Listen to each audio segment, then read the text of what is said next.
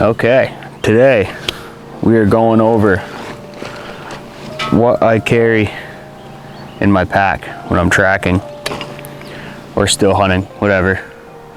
Any kind of mobile hunting with no tree stand, no intentions of climbing a tree, just in the big woods covering miles. And Jesus, it's the size of that horsefly. So this is going to be the gist of the pack with a few exceptions missing. Some because they're not necessary to bring and some because I forgot them. But we'll cover those at the end. So I'm going to pull things out in no random order.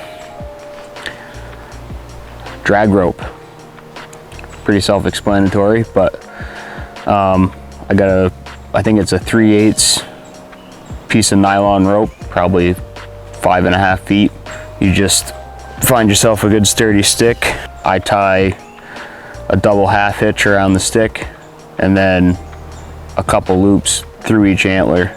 I don't really have any specific knot I tie. Yeah, drag rope, necessary. Next up, the inReach.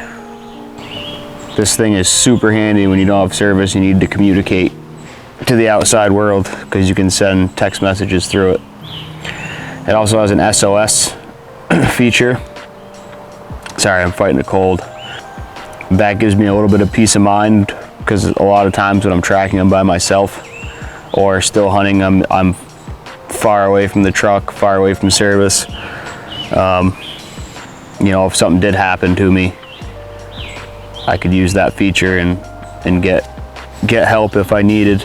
And usually this isn't in my pack, I just threw it in, but I usually keep it in the chest pocket of my coat. So that way it's within reach. My pack's back here just to keep it closer to me, you know.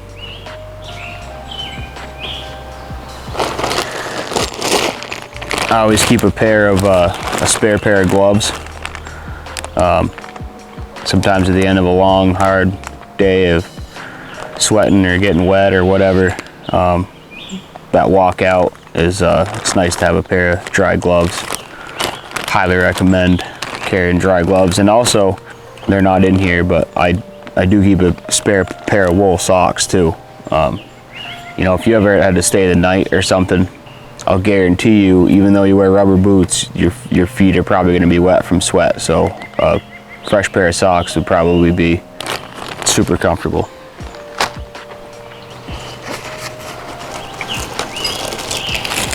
Fire starters. Fire starters, kids. I wouldn't go without them. Could save your life. In a bad situation, in a good situation, and I've done it a couple times, when you're cold, it's the middle of the day, and maybe you jumped the buck and you gotta give them time, make a fire and toast your sandwich on it.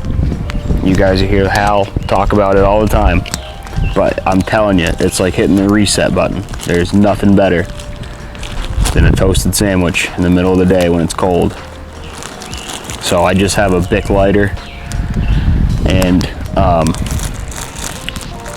waterproof matches, and there's a little bit of fire starter in the cap.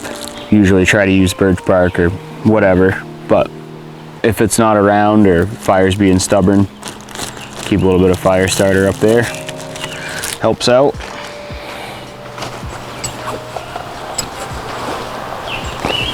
The knife. The knife, that's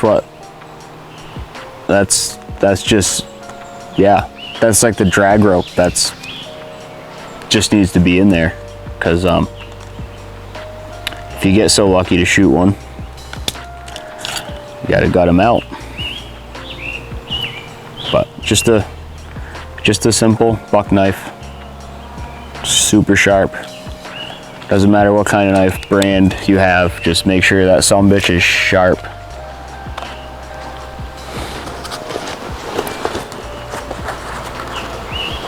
This is my, I guess, backup compass. It's a directional compass. It has a bevel and on my jacket, I keep just a bubble compass that pins to your jacket. I use that one for direction.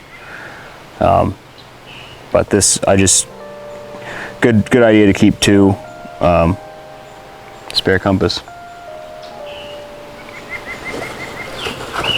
This you probably won't find in anybody's pack. This is a Harley-Davidson bottle opener.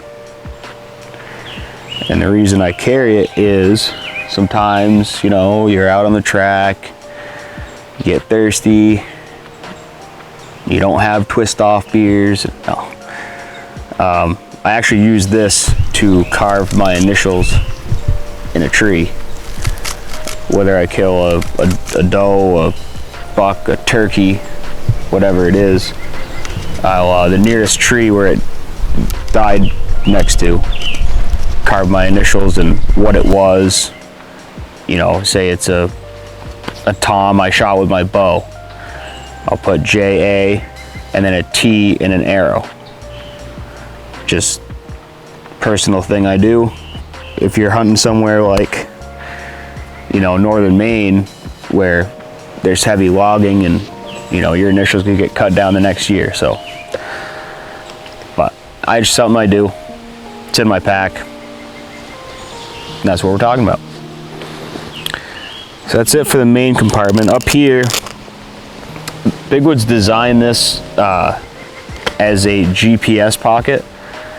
And I'm telling you right now, this should be called a life straw pocket.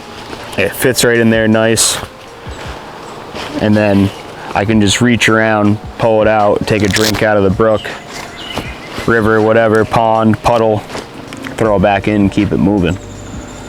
This thing is like, you gotta have, I mean, unless you're hunting somewhere where there's like spring water and you could see where the spring's coming out the side of the mountain, you gotta have some way to filter your water.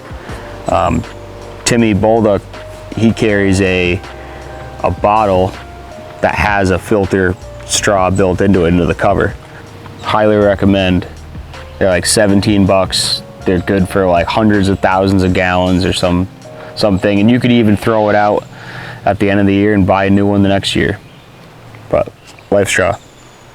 In the main front compartment, oh, I got another lighter. Huh. Got two lighters. Zip tie and a pen. You hope that every time you go hunt you use these, because these are for your tags. This is obviously for attaching the tag to the deer, and this is for filling out the tag. Pretty self-explanatory, but I explained it. I think that's it. One of the things I forgot was my spare clip. I carry a spare clip with 5 rounds in it. I bring 2 sandwiches and some sort of like snack thing. Usually it's Cliff Bars. And I'll take them out of their packaging and put them in a Ziploc. Everything that needs to be in a Ziploc needs to stay dry, I keep in a Ziploc.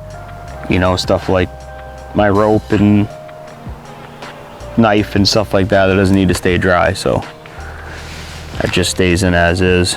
Yeah, hopefully that was a help to somebody. I think later in the year I'm gonna do a gear, like where I keep things video, but it's almost 90 degrees. I can't imagine putting wool on right now, so I'm not gonna do that. But that's the pack. That's the track pack. Thanks for watching.